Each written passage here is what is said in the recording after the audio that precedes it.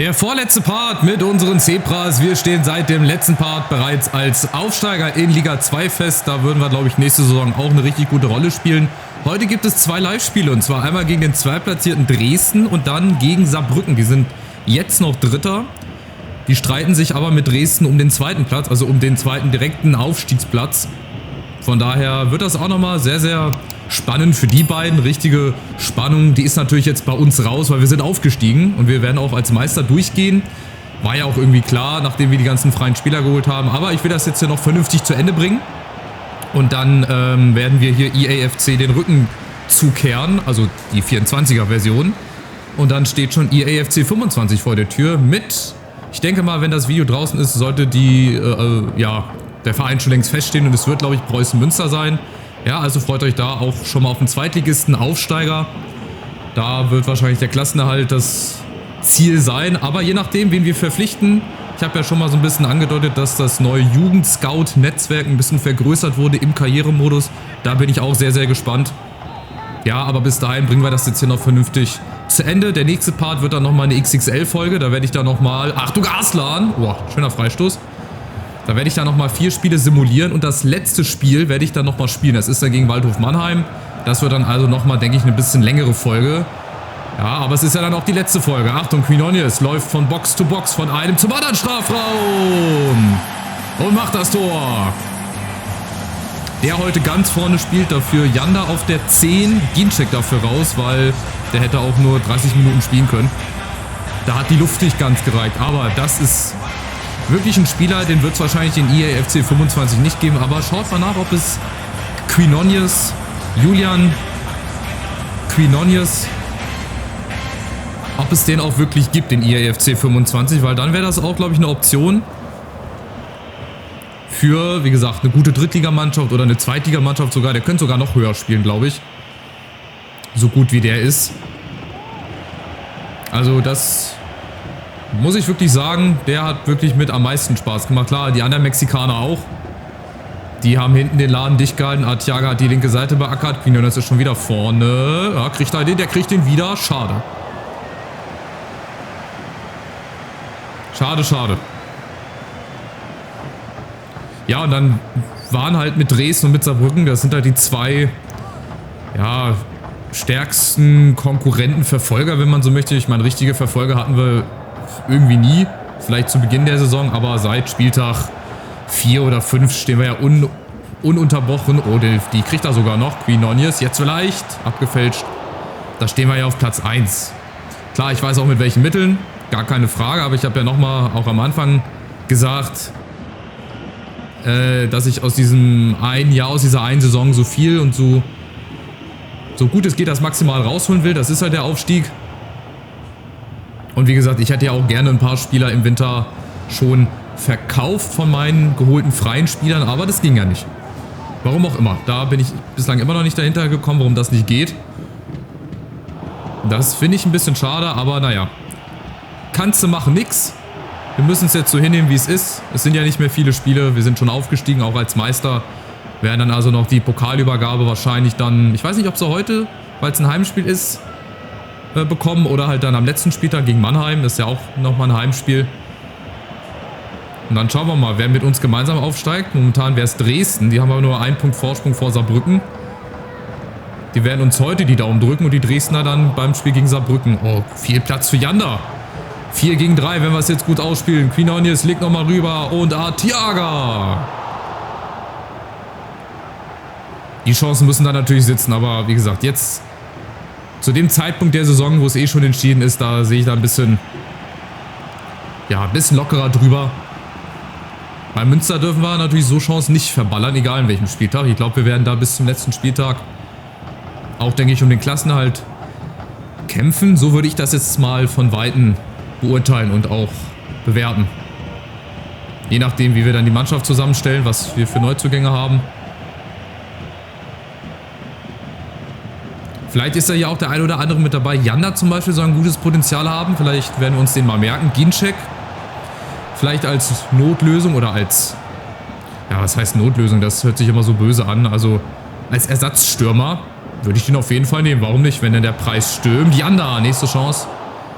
Also Ginczek hat mir gezeigt, wie wertvoll das Leben ist. Nein, Quatsch. Wie wertvoll er auch hier für die Mannschaft ist. Mit seiner Erfahrung. Den Torriecher hat er nie verloren. Gibt dazu auch noch ein paar Vorlagen. Also, ja, im Prinzip ein guter Backup-Stürmer. Für eine Drittligamannschaft und ich denke mal auch so für eine Zweitligamannschaft, die eher unten mitspielt. Für einen Aufsteiger. Schauen wir mal. Vielleicht kriegen wir den ja umsonst oder er hat seine Schuhe schon an den Nagel gehängt. Das weiß ich noch nicht.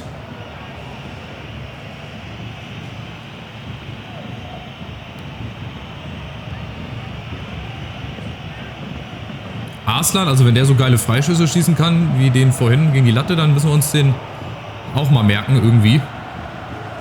Also es gibt viele interessante Spieler, die ich jetzt hier in der Saison kennengelernt habe, nicht nur bei uns, sondern auch bei anderen Teams, wo man durchaus mal sagen kann, ja, die wären vielleicht was für unsere zukünftige EAFC 25 Karriere mit Preußen Münster. Es bleibt auf jeden Fall sehr, sehr spannend, sehr, sehr aufregend. Jetzt haben wir hier noch 60 Sekunden. Nochmal einen Angriff vielleicht. Antuna kriegt er den? Nee. Gut, also 1:0 zur Pause. Saarbrücken wird das wahrscheinlich mitbekommen. Die sind ja nur einen Punkt auseinander.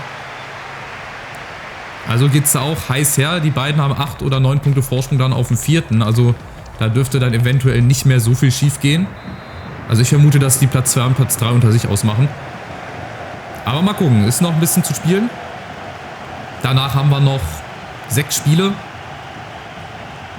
Da kann, wie gesagt, noch so viel geschehen. Da kann der 4. oder der 5. sich noch nach vorne auf den 2. Platz schleichen. Das ist halt der, ja, wie sage ich, der Zauber der 3. Liga. Das Gute und das Schöne, dass es halt bis zum Schluss spannend bleibt und dass halt jeder jeden schlagen kann. In der 2. Liga ja genauso. Da finde ich es ja auch mega, mega spannend, dass gefühlt die halbe Liga immer um den Aufstieg mitspielt, aber auch genau dann die andere Hälfte um den Abstieg und dann irgendwann so an den letzten 4, 5 Spieltagen, da kristallisieren sich dann so die Favoriten raus. So eine Spannung mal in der Bundesliga über ein paar Jahre mit den richtigen Teams dazu. Und dann wäre die Bundesliga wieder auch ein bisschen attraktiver, gehe ich von aus. So. Piazza auch zum Beispiel jemand, wenn der frei wäre, aber ich habe ja gesagt, mit freien Spielern will ich jetzt nicht mehr arbeiten. Da möchte ich doch dann das Transferbudget, was uns da zur Verfügung steht mit Münster, das möchte ich dann verbraten. Und ansonsten eigentlich nichts mit freien Spielern machen. Jugendspieler sehr, sehr gerne. Da haben wir ja diesmal viel, viel mehr Länder zur Auswahl. Ich würde mir so just for fun einfach ein paar Leute aus Ozeanien, so von den Fidschi-Inseln, Vanuatu, Tonga, die sind ja auch mit dabei. Warum nicht? Da ist dann vielleicht der nächste Superstar. Den haben wir dann entdeckt bei Preußen Münster. Der hat dann eine große Karriere gemacht. Ist dann in Ozeanien der gefeierte Star. Warum denn nicht? Weißt du, die ganzen Standardsachen, Standardtalente aus Frankreich, Deutschland und aus den starken Ländern, das bekommt jeder hin. Aber so ein Vieh mal dann aus so einem Land zu holen, da brauchst du natürlich auch Glück. Also da wird es wahrscheinlich ein bisschen länger dauern, bis der Scout jemanden vernünftigen auf der Platte hat für uns. Aber warum nicht, wenn es dann soweit ist? Da freue ich mich am meisten drauf. Also muss ich sagen, wenn ich jetzt irgendwas nennen müsste für den neuen Karrieremodus, würde ich sagen, ich freue mich auf dieses neue Scouting-Netzwerk. Ich bin sehr, sehr gespannt.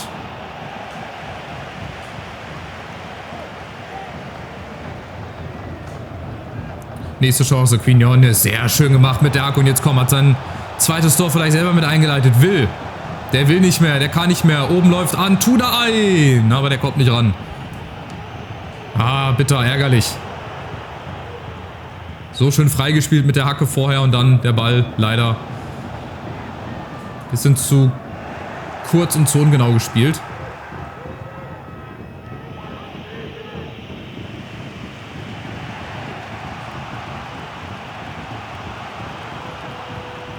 Ja, in Dresden, die kämpfen mit sich selber so ein bisschen. Die wissen nicht so recht, wie sie vorne sich durchspielen sollen. Und die stehen ja unter Druck. Also wir haben den Druck jetzt nicht mehr. Wir sind ja aufgestiegen. Jetzt müssen die Gegner ran. Und das spielt uns natürlich in die Karten hier. Ne? Wir machen ein bisschen Hacke, Spitze. 1, 2, 3. Piazza. Und holen vielleicht nochmal das ein oder andere Zaubertor. Ziel ist ja nochmal 100 Tore zu erreichen. Ich glaube, wir haben jetzt 76 mit dem Geschossenen heute. Das wird schwer. noch irgendwo 24 Tore zu schießen. Da müssen wir nochmal 3, 4 Schützenfeste irgendwie raushauen. Janda, oh, schade, in den Rücken von Antun. Aber der wird auch gut, Janda. Deswegen, den habe ich auch mal ein bisschen auf dem Zettel. Der kriegt, glaube ich, auch bis an die 75, 76. Wäre ja für Münster nicht so verkehrt und wäre auch nicht so teuer. Weil ich glaube, mit Münster haben wir nicht so viel Gehalt und so viel Transferbudget. Das ist ganz klar. Aber deswegen müssen wir gucken, dass wir aus wenig viel machen. Und mit meinem geschulten Auge für Talente wahrscheinlich und euren Skills beim Googlen von guten Spielern und günstigen Spielern werden wir das schon hinkriegen. Und auf die Magie des neuen Transfer-Scouting-Netzwerkes. Wie gesagt, da sind Spieler, die wissen bislang noch gar nicht, dass die bald groß rauskommen werden.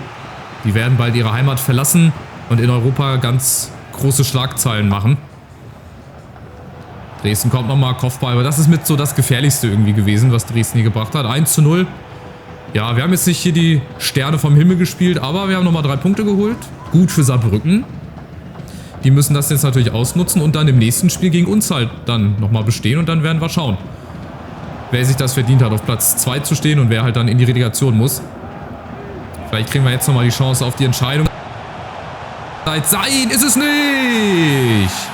Und Piazza bringt die Entscheidung. Das sah ganz stark nach Abseits aus, deswegen habe ich mich so ein bisschen gewundert, warum er nicht gepfiffen hat. Aber anscheinend gleiche Höhe. Aber auch ganz, ganz knapp. Der hätte keine Sekunde später gespielt werden dürfen. Und dann Piazza von der 16er Linie rein ins Glück, rein zum 2:0. Ja, weiß nicht, ob du da, wenn du früher reagierst, ob du da rankommst, aber wie gesagt, ist jetzt im Endeffekt egal. Ein frühes Tor in der 11. Minute zur Führung, dann nochmal ein spätes Tor hier zur Entscheidung. Und Dresden ist geknackt. Dresden ist geschlagen und muss jetzt halt hoffen, dass Saarbrücken auch verloren hat und muss halt auch im nächsten Spiel hoffen, dass Saarbrücken verliert oder zumindest nicht gewinnt. Es wird noch ein schöner Zweikampf hier zwischen den beiden. Aber Achtung, Dresden kommt nochmal, aber Malagon mit der letzten Parade des Spiels. Somit haben wir Sieg Nummer 1 in Spiel Nummer 1 von 2. Jetzt müssen wir das gegen Saarbrücken genauso nochmal auf die Platte hier bekommen. Und dann war das doch ein schön erfolgreicher Part. 2:0 Sieg. Und völlig verdient und sehr souverän dann am Ende, muss ich sagen. Ah, jetzt kommen die Feierlichkeiten hier. Zu Hause. Wir haben es geschafft. Aufgestiegen. Jetzt löst sich endlich der ganze Druck. Warum wir das im Auswärtsspiel nicht gezeigt haben, weiß ich nicht. Vielleicht kriegen wir auch jetzt schon den Pokal überreicht. Wir bleiben nochmal kurz dran. Wir bleiben nochmal drauf. Ich wollte gerade sagen, ist das Varane? Nein, der sah gerade aus wie Raphael Varane. Das hätte mich ein bisschen gewundert. Ah, wahrscheinlich, weil wir jetzt Meister sind. Okay. Das kann ich mir vorstellen. Also kriegen wir jetzt schon den Pokal überreicht. Also, da ist er. Da kriegen wir gleich Pokalfeierlichkeiten mit. Im letzten Part sind wir ja nur, in Anführungszeichen, aufgestiegen. Jetzt kriegen wir diesen schönen Pokal. Da steht unter anderem Bielefeld drauf, da steht Union drauf, da steht Heidenheim drauf. Vielleicht nehmen wir uns Heidenheim als Vorbild und marschieren innerhalb von 3, 4 Jahren in die Bundesliga und dann auch in die Conference League. Aber jetzt hier erstmal mit Fröde zusammen und mit Quinones hoch den Pokal. Der Meidericher SV ist Drittligameister und steigt souverän und hoch verdient in Liga 2 auf.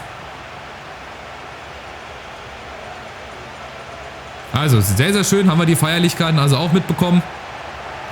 Und jetzt gehen wir noch rein in unser zweites Spiel und zwar gegen den 1. FC Saarbrücken. Da sehen wir, Ingolstadt hat gewonnen, Ulm hat gewonnen. Die standen, glaube ich, auch ein bisschen weiter unten. Ich habe mir leider nicht gemerkt, wo jetzt hier jeder Verein steht. Aber wir müssen auf jeden Fall das ganze Team durchtauschen. Das ist vielleicht, obwohl nicht das ganze Team, Diekmeyer, Piazza müssen raus und Fröde. Ginczek ist wieder vorne mit dabei, der hat halt jetzt eine 64. Ja, aber wie gesagt, so ein Backup-Stürmer für die 3. Liga, der wird auf jeden Fall jeder Mannschaft gut tun. Also wechseln wir mal. Huerta, der fragt sich wahrscheinlich auch, oder der versteht das gar nicht, warum er gar nicht öfter aufgestellt wurde. Dann machen wir mal hier Zenger rein, Quinones, Gustafsson, Linksverteidiger, Kölle, ne, da lassen wir mal Artiaga. Vorne Ginczek ist mit am wichtigsten.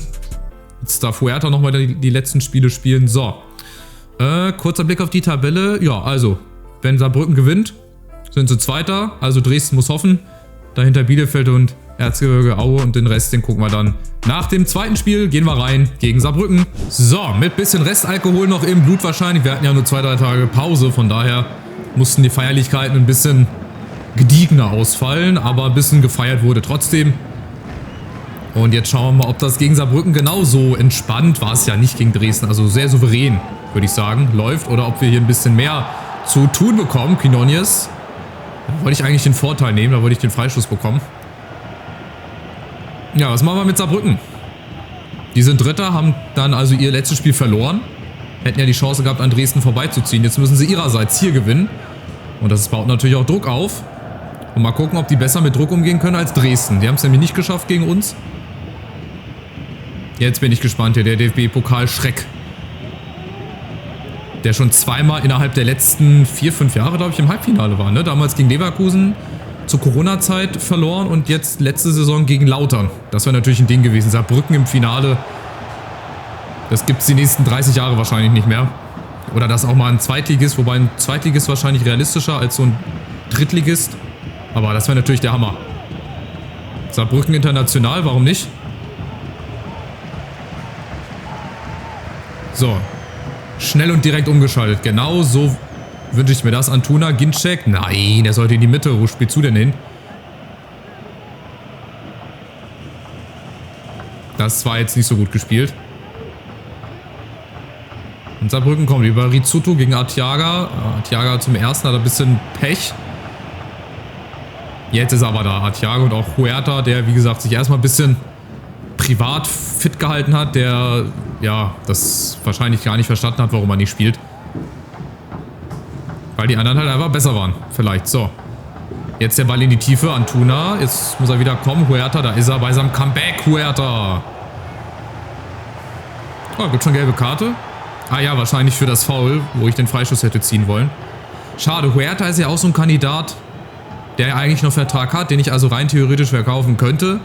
Für den ich Ablöse fordern könnte, aber ich darf nicht. Schade, schade. Oh, Riesenbock. Quinones, Ginczek vorne einmal angenommen und ja, kein Foul, okay. Da muss sich der Schiri aber sehr, sehr sicher gewesen sein.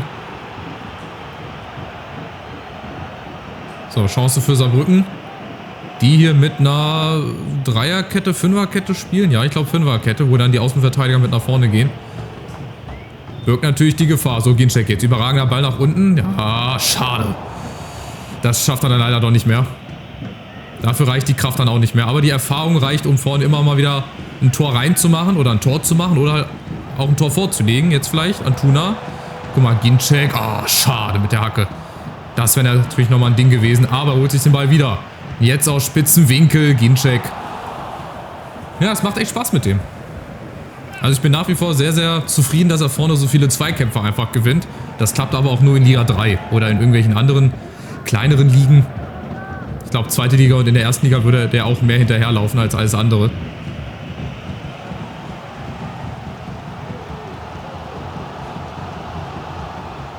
So. Nächster Versuch. Antuna. Saarbrücken steht bislang nur hinten drin. Oh, Ginczek mit dem Kopf durch die Wand. Geht leider auch nicht immer. Und gut nachgesetzt. Ja, also super Pressing. Super Pressing. Jetzt fehlt nur noch die Führung. Fragt sich nur, wer die schießen soll. Gustafsson, nächster Zweikampf gewonnen. Also Saarbrücken, die sind hier ganz schön ja, am Schwimmen. Ich habe gar nicht so viele Rettungsringe, die ich denen zuwerfen könnte. Das ist schon sehr, sehr highly beängstigend, würde ich mal sagen, ne? So, guck mal, wieder Pressing. Klappt jetzt diesmal leider nicht, weil da war zu viel Platz. Aber im Normalfall klappt das Pressing. So, umschalten hier in der Mitte. Da sind 3, 4 Leute frei. Quinones, Huerta, außen Arteaga. Oh, den muss er besser gespielt bekommen, Junge. Das haben wir extra trainiert, wochenlang.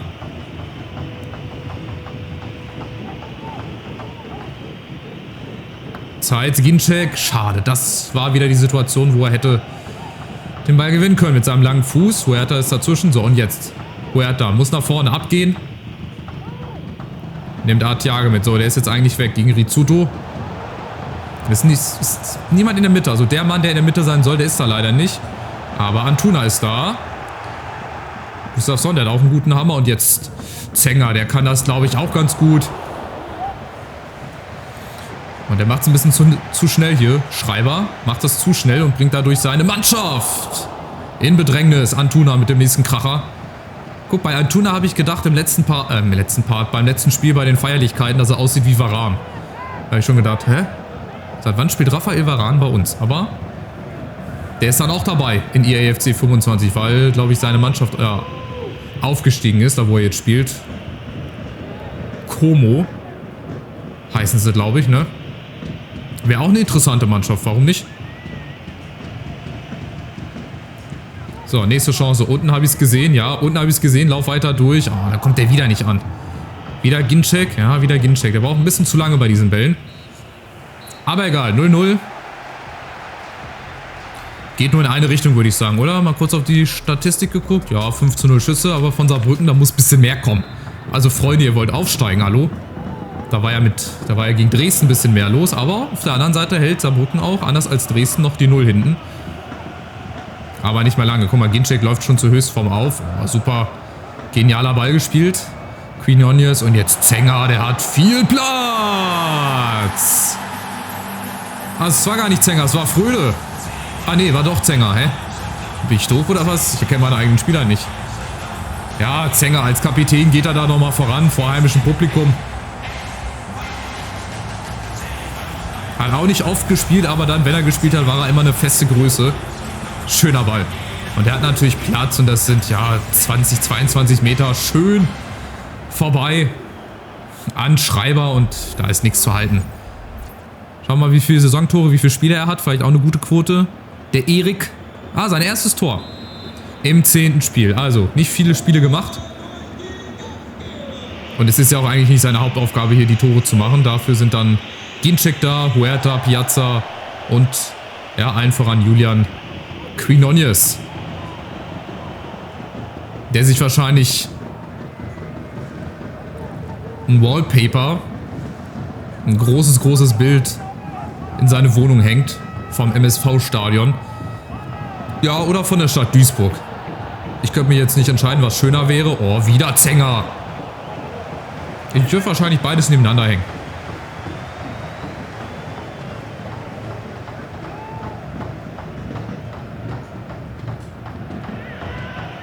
Tja, was hat Saarbrücken davor? Ich versuche immer noch rauszufinden, die Spielzahl, glaube ich, mit einer Fünferkette. Also die Außenverteidiger gehen da immer wieder mit nach vorne. Aber was genau jetzt vorne auch Sache ist, da habe ich gar keinen Plan. Dann sind sie mal vorne mit 3 Mann. Aber das bringt halt irgendwie auch nichts. Oh, Zenger wie aus dem Fußgelenk. Schade, dass das Abseits war. Diese Bälle, guck, der sieht aus wie Varane. So von der Seite so ein bisschen auf den ersten Blick. Schade, guck mal, so ein Zuckerball aus dem Fußgelenk. Das bekommt weder Steven Gerrard noch Frank Lampard noch David Beckham hin. Noch Kroos. Also, war schon gut gemacht auf jeden Fall. So, mal eine schöne Dreieckskombination. Ja, Huerta, Böder. Kommt nicht hinterher. Ginczek und Quinones. Komm, der will doch auch noch mal. Er hat noch 5 Spiele Zeit. Ich glaube, Torjäger wird er auf jeden Fall. Also die Torjägerkanone holt er sich auf jeden Fall. Fragt sich nur mit wie viel. Quinones, Gustafsson, Ginczek, der winkt, der möchte nochmal den Ball. Ginczek. Und Bitter und wieder Ginczek aus der Drehung. Schieß doch. Reinstocher mit der Pike zur Not. Das lernst du schon in der Jugend, ey. Wenn du nicht weißt, wie, einfach mit der Spitze.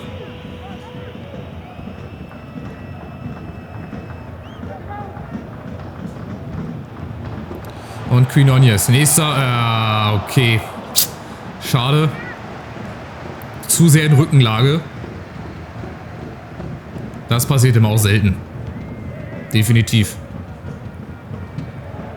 So, Ball schon wieder zurück. Also es ist sehr, sehr wild. 5 Mann hinten bei Saarbrücken. 5-3-2 oder 5-2-3. Auf jeden Fall Platz für uns. Guck mal, wie defensiv die stehen. Um Gottes Willen, was ist denn da für ein Platz?